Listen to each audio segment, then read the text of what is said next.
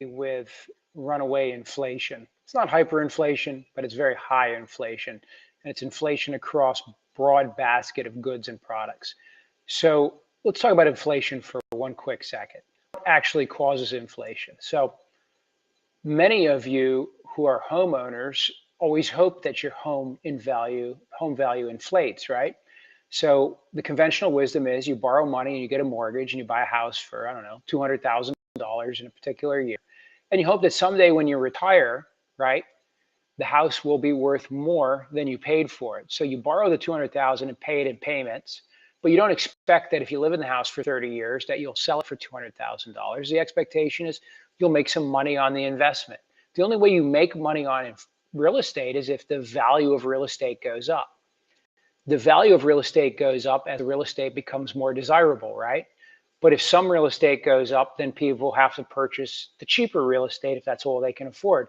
So all real estate goes up. Not all real estate in all areas doesn't go up at the same rate, but generally speaking, the rise in value of real estate over time, and that's not interest earned on your account, that's inflation. Cars, on the other hand, depreciate faster than inflation, generally speaking, although lately people have noticed because of supply shortages, right, the price of used cars has held up. That also creates inflation in and of itself. So inflation isn't by itself a bad thing. We all expect to be a beneficiary of some inflation. Your boss need not give you a raise ever if cost of goods never goes up, right? They'll be like, you're doing the same work you've done for 20 years. You've done a great job, but I can't make any more money. So you can't make any more money. Again, goal of the company is to be able to potentially increase customers, but if necessary, if their costs go up, to raise their prices as well. So inflation is baked into our system. The Federal Reserve has a mandate of trying to keep inflation around 2%. And 2% is considered okay inflation. We don't want deflation, they will tell us. We want some inflation, just mild or modest. We've gone for a few decades with very mild or modest inflation. So there's a theory out there that part of this is just catch-up inflation. The Fed and other financial entities have held inflation down artificially for many years, and therefore now that inflation started to track back up, it's coming with a bigger vengeance than if we had allowed it to progress naturally over time. That would have allowed for higher prices sooner, less shock to the economy perchance. Wages are up 5%, baskets of goods are up more than 5%. So what's the long-term prospect? The long-term prospect from everything I can find is that inflation is not going away. It's going to ease a little bit because fuel costs are coming down. Oil supply is okay for the moment. What's really happening is they are refining enough gas and oil to meet our demand at the moment, running at full capacity with our refineries. But we're one hurricane away from a disruption, which could push the price of gasoline back up. Chinese factory orders are slumping a little bit right now, which is a sign that even though goods are flowing right now, things may slow down a little bit. Interestingly, people are not losing their jobs. And the fact that people are not losing their jobs and wages are up tends to drive inflation. There's something called the Phillips curve. Google that, Phillips curve. If you read about it, you'll read that it's the idea that unemployment or low unemployment or full employment is tied to inflationary pressures. A few years ago, pre-COVID, unemployment was very low and people were saying the Phillips curve is broken. The Phillips curve may in fact not be broken. It may have just been delayed and like anything else, like the avalanche got started. So we may have another reason why these inflationary pressures are particularly strong. And if that is a revival of the Phillips curve, I don't care who the president is.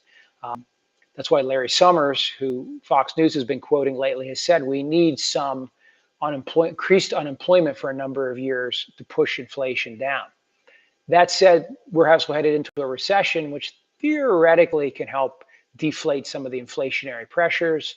But again, it doesn't look like a normal recession. We might have 2 quarters of negative GDP, but we're gaining job traction and real estate values are holding. So there's a lot of reasons to believe that if it's a recession, it'll be short and shallow and may not have a huge effect on inflation. So in my mind, I would prepare to continue to deal with inflation for some time and expect that it's going to be baked in for a while. We're in danger if there's any big disruptions or shocks to the system right now. There's not a lot of elasticity left. So if we do get a series of hurricanes battering the coast, expect fuel to rise, expect it to zoom inflation back up. But look carefully. There are calculators out there. I posted one on the page a while back from the Wall Street Journal. There are things you can look at where inflation is nipping harder and less in others, and there are better values out there. It does require retooling some of your purchasing habits and how you're utilizing things. It's not a perfect fix, but it is a little bit of a workaround. Give us an interesting side note. Chicken has a big up pressure on it right now, but beef has held flat for a while. These are published figures. I'm not just pulling this out of the air, suggesting that maybe if you can sneak more beef into your diet, you can avoid deflationary pressures on chicken. It's interesting right now. Chicken wings, which are wildly popular, right, are buco expensive. A inexpensive steak is probably less per pound and it doesn't even have any bones in it than a chicken wing is right now. So the thought that I have right now is that we'll continue to see inflationary pressures. I don't think that's rocket science. I wouldn't get too mad at the president or too mad at the ex-president or too mad at the Congress for the moment. This is really a wind down from COVID. How it's handled by the Fed is going to be the most important. If they raise interest rates too much and tamp the economy down too hard, we might land hard and have a full-blown recession. If they land it softly, it's going to be hard to knock inflation out, right?